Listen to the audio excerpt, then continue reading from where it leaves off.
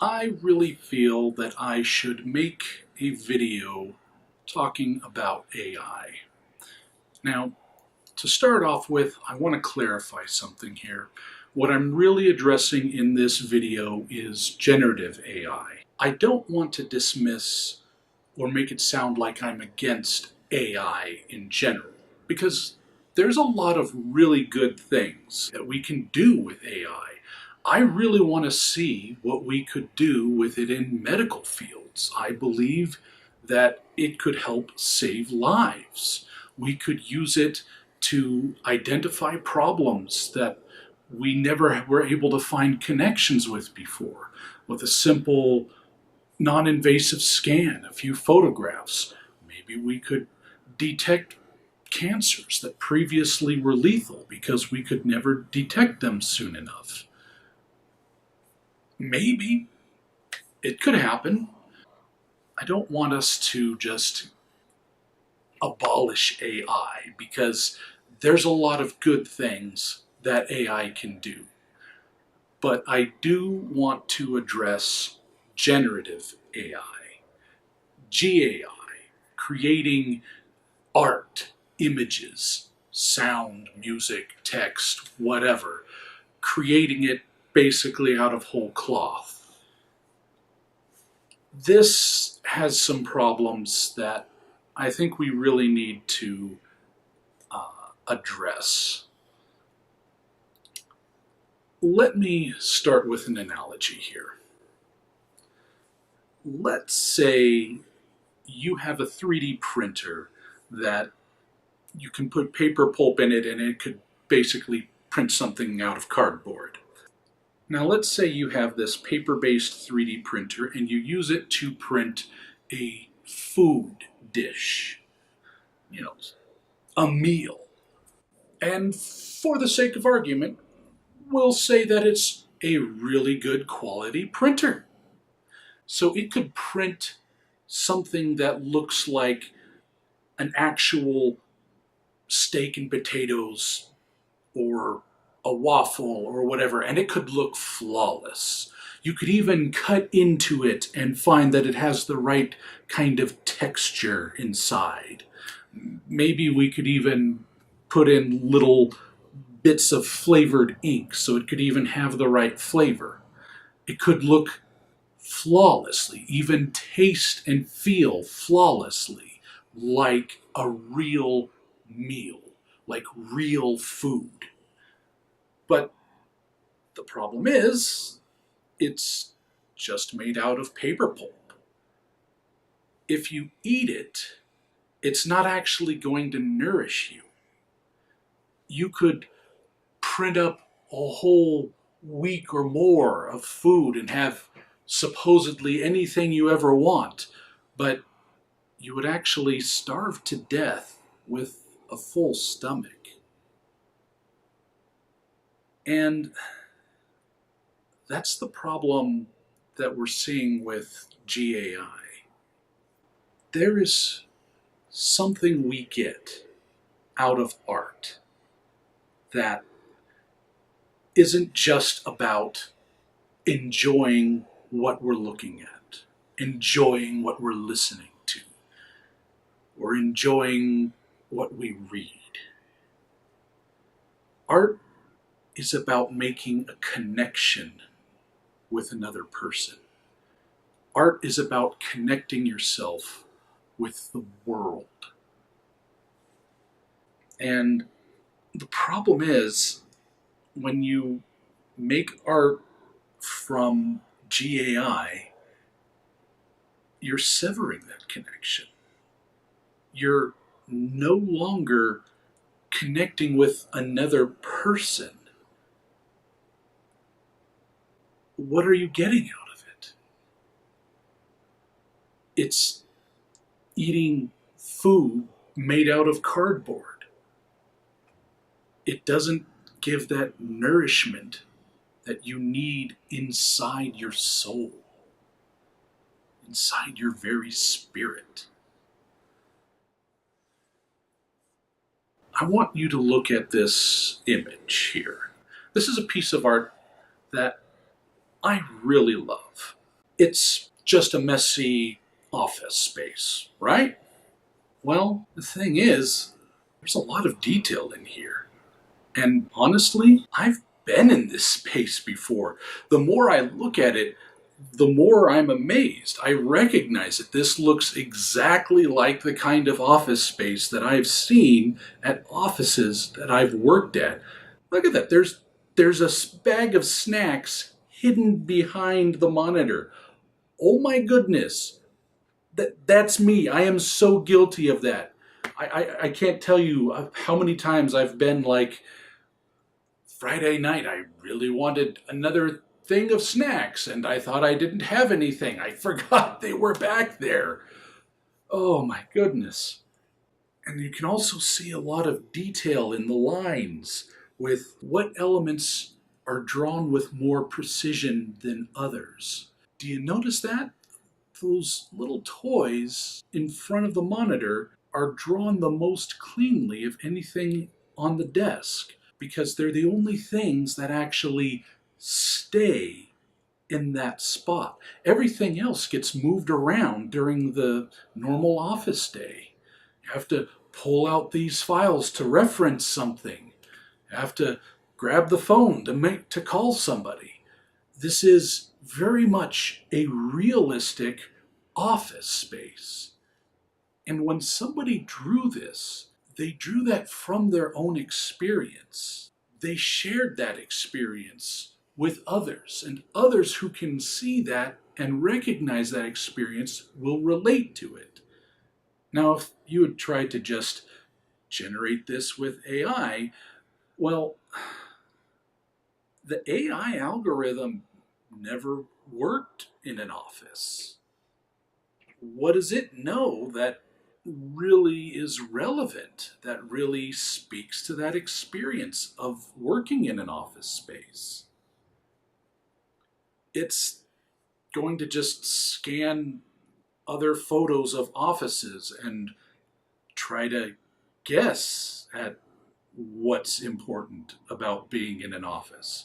And if you describe this as a messy office, well, it's going to look at photos that are really the most extreme examples of a messy office because nobody's really going to take pictures of a regular lived in, worked in office cubicle.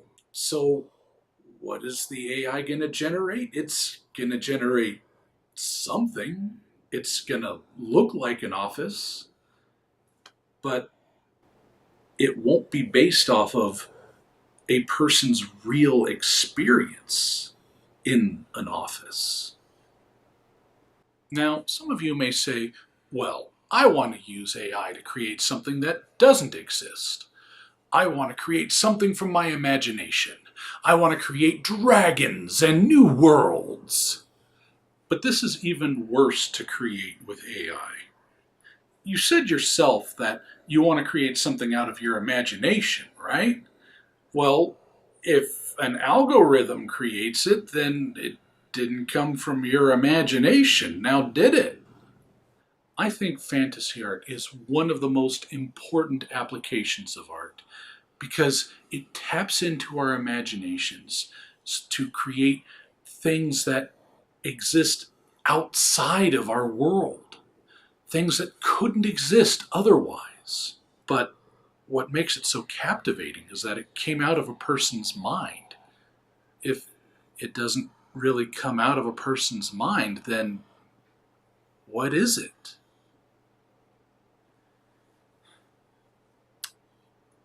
Art has to be created according to human perception.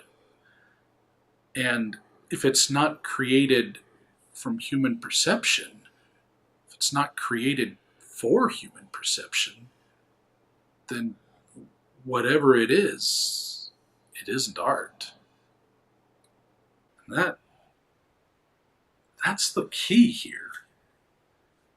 We want art that relates to our experiences, art that we can feel a connection to.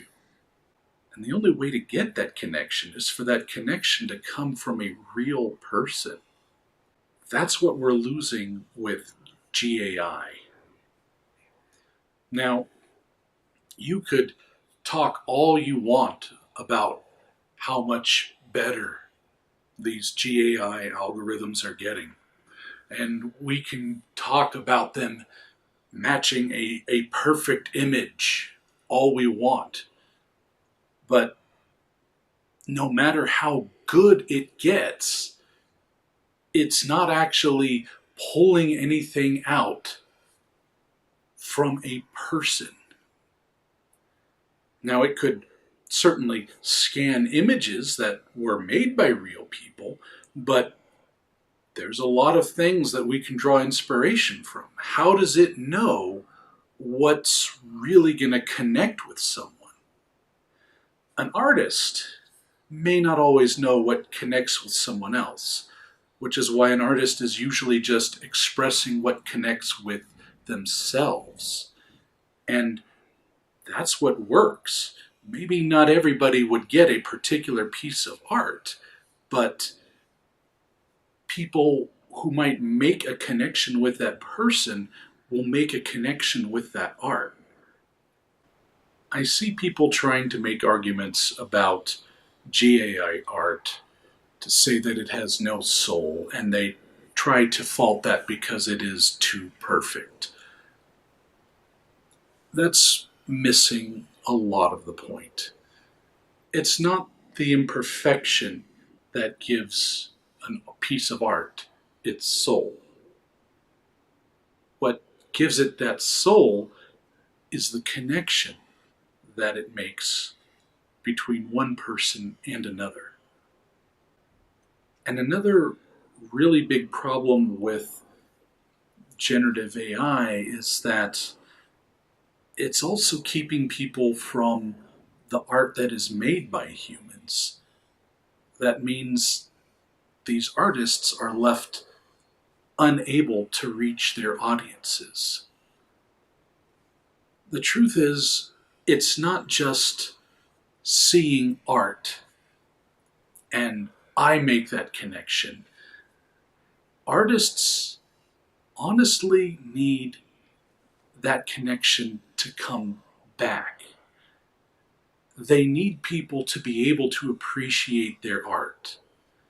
Part of that is just so that we can learn how to be better. You need to get feedback and understand what is working to make a connection with someone else. But it's also just to justify what you are doing. I mean, there's a lot of people that give advice about saying that you need to make art for yourself. If you're writing a book, you need to write it for yourself. It's not about what other people say. It's not about being famous or making money or anything like that. And there's a lot of truth in there to that, but we really do need some additional connection beyond ourself. That is what we are writing for. That is what we are drawing for. That is what we are composing for. We have something within us that we need to get out, and we need others to see it. We need to express ourselves, and we need the world to see that expression.